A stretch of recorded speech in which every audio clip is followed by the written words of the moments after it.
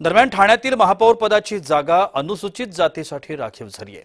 भाजपकडे 2 तर शिवसेनेकडे 7 अनुसूचित उमेदवार आहेत। या संदर्भातली आपण माहिती पाहूया।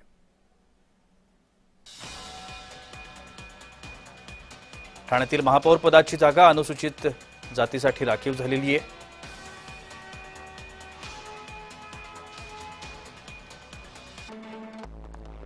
प्रभाग क्रमांक 15 चे नगरसेवक सुरेश कांबळे हे या प्रवर्गात बसतात।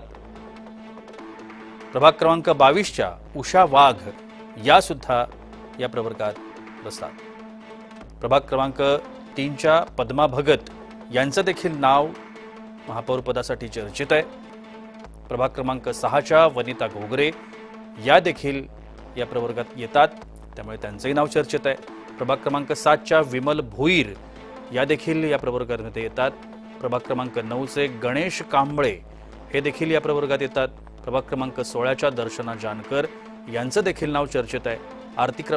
प्रभाग क्रमांक 24 च्या आरती गायकवाड यांचं देखील नाव चर्चेत आहे। प्रभाग क्रमांक 28 चे दीपक जाधव यांचं देखील नाव महापौर पदासाठी चर्चेत आहे।